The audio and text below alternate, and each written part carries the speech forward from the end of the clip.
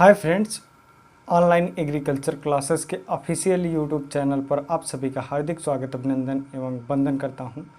आज के इस सेशन में हम लोग ढेर सारी जानकारियां प्राप्त करने वाले हैं यूपी कैटेट ऑफलाइन काउंसलिंग से संबंधित। मैं आशा करता हूं कि यूपी कैटेट की ऑफलाइन जो काउंसलिंग होने वाली है, इस वीडियो को देखने के उपरांत आपके मन में कोई डाउट्स नहीं रहेगा। यदि अब आपके मन में जो भी डाउट्स रहता है, इस वीडियो को पहले इंटायर पूरा देखिए। उसके बाद यदि आपके मन में जो भी डाउट्स रह जाता है तो आप हमें कमेंट सेक्शन के माध्यम से हमसे क्वेश्चन पूछ सकते हैं। आपकी जो थर्ड काउंसलिंग होगी यूजी की और पीजी की थर्ड काउंसलिंग होगी, उसके उपरांत आपका पीएचडी का भी जो सेकेंड काउंसलिंग है ये ऑफलाइन होगी। तो सबसे पहले आप लोगों के मन में डाउट्स और कंफर्मेशन मैं उसको करना चाहता हूँ कब होगी, तो इस पर हमने वीडियो पिछला बनाकर अपलोड कर दिया था। आई बटन में आप जाकर देख लीजिएगा या फिर एंड स्क्रीन में आप जाकर उसको देख लीजिएगा। अभी 2 दिन पहले अपलोड हुआ है। अब बात करते हैं जो ऑफलाइन काउंसलिंग होगी किस डेट में होगी, वह तो बात आपका हो चुका है। इसके उपरांत ये ऑफलाइन काउंसलिंग होगी। ऑफलाइन का मतलब होता है कि आपको सामने मतलब प्रत्यक्ष रूप से काउंसलिंग करानी पड़ेगी। आपको सामने जा कर के चॉइस फिलिंग नहीं भरना होता है। आप डायरेक्ट एक प्रोफार्मा फिल करेंगे जिसमें आप नाम, रैंक और कुछ उसके फॉर्मेलिटीज़ को कंप्लीट करने के उपरांत एक दिन आपका रिपोर्टिंग होगा। काउंसलिंग आपकी जो ऑफलाइन होगी ये मात्र 2 दिन में संपन्न हो जाएगी। जो काउंसलिंग ऑफलाइन होती है 2 दिन में संपन्न हो जाती है। प्रथम दिन आपका रिपोर्टिंग कराना पड़ता है। रिपोर्टिंग के दौरान आपको अपने ढेर सारे डॉक्यूमेंट, मतलब जितने भी डॉक्यूमेंट्स होते हैं कंप्लीट संपूर्ण जो डॉक्यूमेंट है, डॉक्यूमेंट की एक मैंने वीडियो बना दी है कौन कौन से डॉक्यूमेंट चाहिए। जिन लोगों का गैप सर्टिफिकेट है गैप सर्टिफिकेट लगाएंगे, और जिन लोगों का अपीयरिंग में है उनको तो गैप नहीं लगाना है, कोई दिक्कत नहीं है उनको।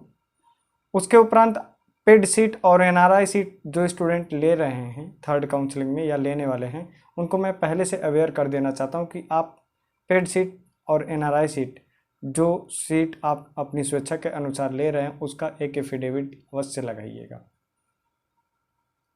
इसके उपरांत आपकी एक और जानकारी मैं देना चाहता हूं कि एक दिन आपकी रिपोर्टिंग होती है। रिपोर्टिंग में आपको 2 सेट फोटोकॉपी, एक फोटोकॉपी और एक ओरिजिनल, 2 सेट आपके डॉक्यूमेंट कंप्लीट होने चाहिए, और साथ में आपकी फ़ोटो 4 कंपलसरी है। ठीक, दूसरे दिन एक दिन आपका रिपोर्टिंग होगा, दूसरे दिन आपकी काउंसलिंग होगी। अकॉर्डिंग टू रैंक कैटेगरी के अनुसार आपकी काउंसलिंग हो जाएगी। अब आप लोगों के ढेर सारे कमेंट्स ये आ रहे हैं कि इस बार जो आपकी यूपी कैटेट काउंसलिंग ऑफलाइन होने वाली है कहाँ पर होगी, कहाँ से स्थगित किया जाएगा इसको, या कहाँ से संपन्न किया जाएगा। तो ये Banda university of agriculture and technology Banda में ही आपका काउंसलिंग ऑफलाइन है संपन्न होगी, क्योंकि इस बार आपका एप्लीकेशन फॉर्म उसी ने कंडक्ट किया था और एडमिट कार्ड, एग्जामिनेशन, रिजल्ट उसी ने आपका कंप्लीट दिया था। इस बेस पर आपका वही काउंसलिंग कंडक्ट कर रही है। तो ऑफलाइन काउंसलिंग बांदा आप सभी लोगों को जाना पड़ेगा, चाहे स्टूडेंट अपग्रेडेशन के लिए हो, या फिर आप न्यू रजिस्ट्रेशन हो, या फिर न्यू काउंसलिंग वाले स्टूडेंट हो, या फ्रेशर हो। आप सभी लोगों को बांदा में ऑफलाइन उपस्थित होना पड़ेगा। अब एक और कमेंट्स आप लोगों का आया था कि क्या अदर स्टेट वाले स्टूडेंट, यूपी कैडेट का एग्ज़ाम काफ़ी लोगों ने दिया भी है और उनके ढेर सारे कमेंट्स भी हमने रीड किए हैं, और आप सभी के कमेंट्स का रिप्लाई मैंने कर दिया है।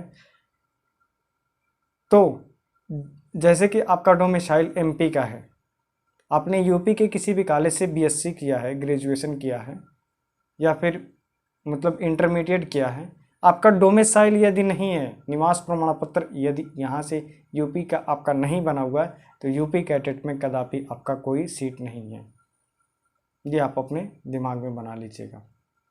आपको काउंसलिंग कराने के उपरांत आपको कोई सीट नहीं मिलेगी। और कुछ लोगों के कमेंट्स आ रहे थे कि सर जो प्रिंसिपल का या डीएसडब्ल्यू का सिग्नेचर होगा तो क्या होगा या नहीं होगा। तो इस बार से रूल आपका प्रावधान चेंज हो चुका है।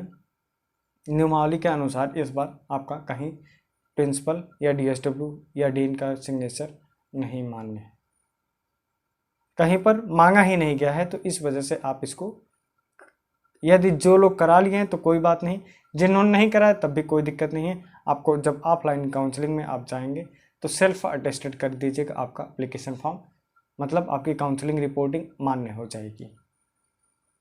क्लियर। अब आपके एक मन में और डाउट है कि जो यूपी कैटेट में गैप एफिडेविट बनेगा कितने रुपए का बनेगा। तो ये 10 रुपए की स्टैम्प पेपर पर बनता है मात्र।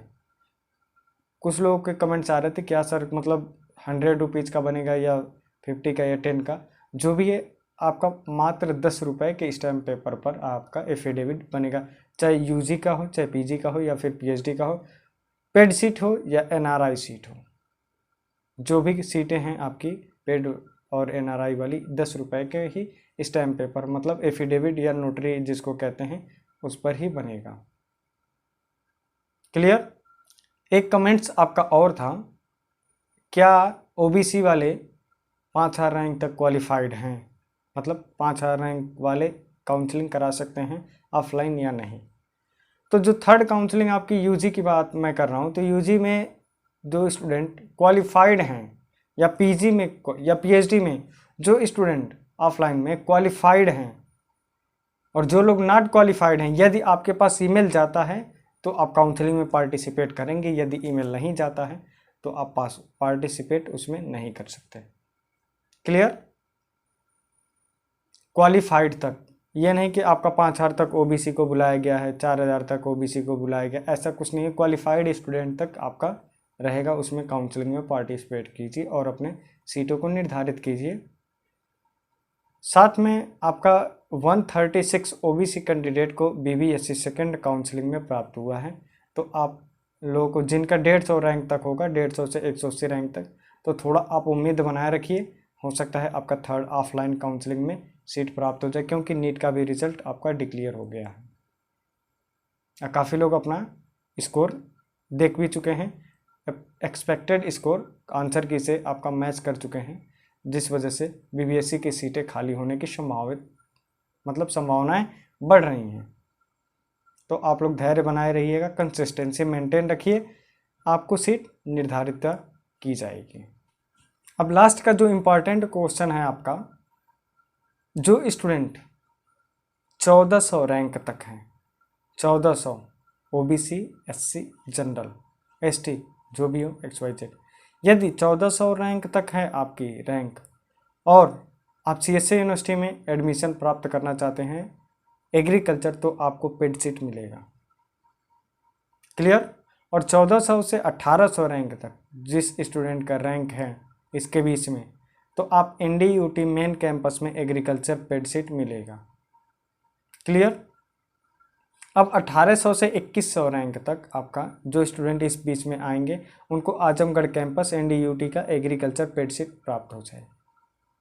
क्लियर। अब 2100 से 2500 रैंक तक के जो स्टूडेंट इस बीच में आ रहे हैं, तो SBBP मेरठ यूनिवर्सिटी उनको पेड एग्रीकल्चर प्राप्त हो जाएगा। इसके उपरांत आपका लास्ट जो यूनिवर्सिटी है 2500 से 2800 रैंक वाले स्टूडेंट को पेड एग्रीकल्चर मादा यूनिवर्सिटी में प्राप्त हो जाएगी मेन कैंपस में। अब आप सोच रहे होंगे कि इतनी सीटें तो नहीं हैं, लेकिन सीटें नहीं हैं ठीक, लेकिन पेड लेने वाले कम स्टूडेंट हैं, कुछ लोग चाहकर भी नहीं ले पा रहे हैं। और एक स्टूडेंट ने एक ऐसी गलती कर दी है जिसने आपकी काउंसलिंग करा करके अलॉटमेंट ले करके लेकिन यूनिवर्सिटी में रजिस्ट्रेशन नहीं कराया है। तो ये इस गलती को आप लोग कृपया रिपीट मत कीजिए, अन्यथा आपका जो अगली काउंसलिंग है उसमें आपको बैठने के लिए मान्य नहीं होगा।